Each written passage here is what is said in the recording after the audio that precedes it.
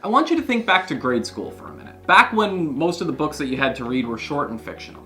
You may have had to write a book report at some point, explaining what the book was about, why you liked it, and essentially proving to your teacher that you'd read it.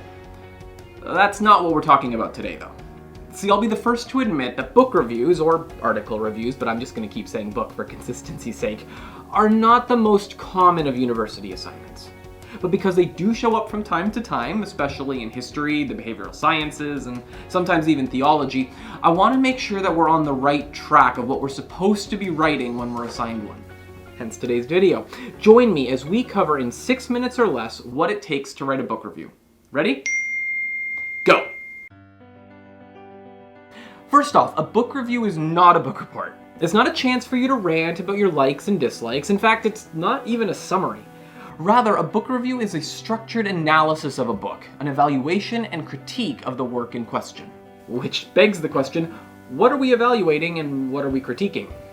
Well, many things, but ultimately, it's the book or article's argumentation.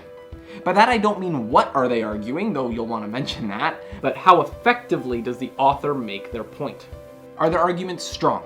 Do they have enough evidence? Do ideas logically flow from one to the next? Were you persuaded by the argument? What questions were left unanswered, and did the book adequately address any counter-arguments? See, it's not enough to just agree or disagree with the author. Your agreement or disagreement needs to be founded in fact and logic, not opinion. So let's say you had to review a biography for a history course. Your job here would not be to simply summarize the subject's life. Winston Churchill was born on this date, became prime minister here, and died sometime after that. No. Instead, your job is to review whether the author comprehensively and as unbiasedly as possible presented that person's life story while saying something significant about them in the process. Other disciplines require other insights. In articles detailing a study, such as for psychology or counseling, you'll want to consider questions like, did the authors create a reasonable hypothesis? Did their chosen methodology answer the question at hand? Was their sample group truly representative of the larger population? And do their conclusions logically follow from the study results? In other words, your reviews only analyze a book's content in as much as it expresses whether the author did a good job of presenting that content.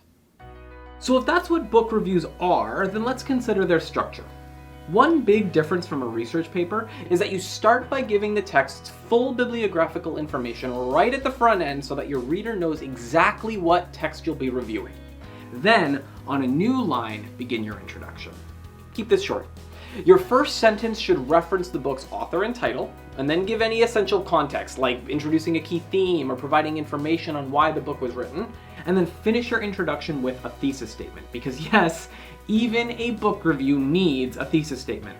But not just, in this paper I'm reviewing blank book, because that's boring. Your thesis should present the main critiques and or praises that you'll be raising, and a strong thesis considers both.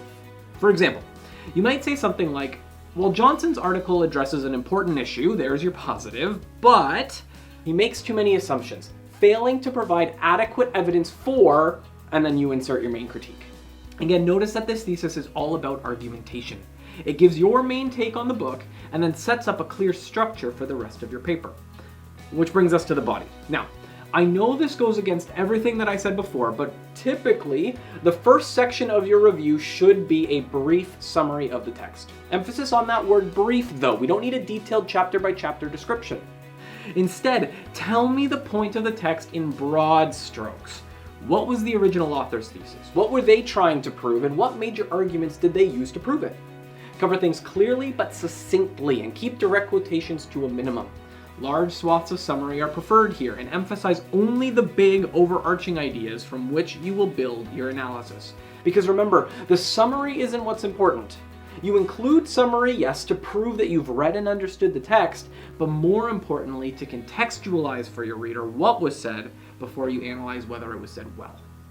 Now, this analysis section is the largest piece of your review by far, and exactly how you organize it is up to you, but as always, choose a structure that is logical.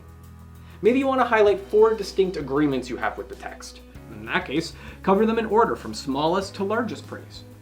Or maybe you start with one positive point, but then give your 3 big criticisms. Well, whatever the case, organize your paper so that it effectively communicates your praises or concerns with the book.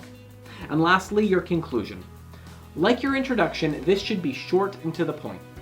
Summarize again your main evaluation of the text, and then wrap things up with the last big piece of your review, your recommendation.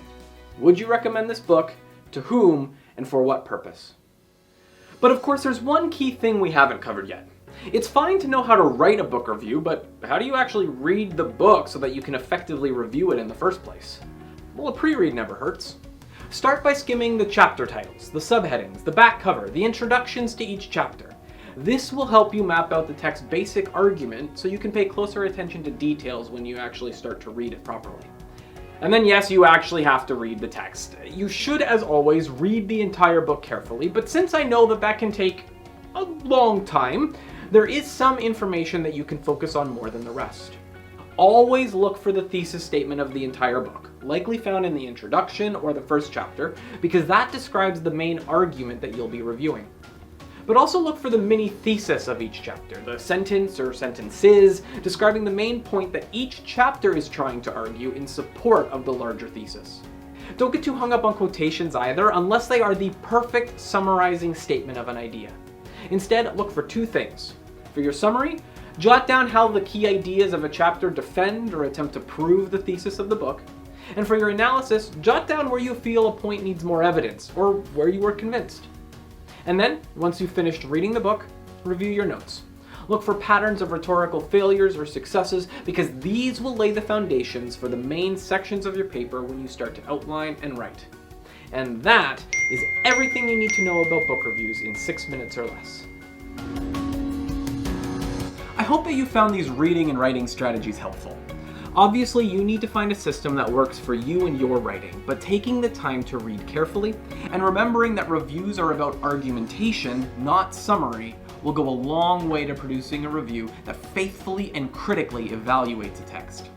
As always, if you have questions about book reviews or really just writing in general, you can email us at writing@tyndale.ca or book an appointment with one of our consultants. Simply log on to classes.tyndale.ca and click the Appointments button on the main page. Oh, and stay tuned for our next video in this In Blank Minutes or Less series. If you take a little time to reflect, I'm sure you can guess what's coming next. See you then!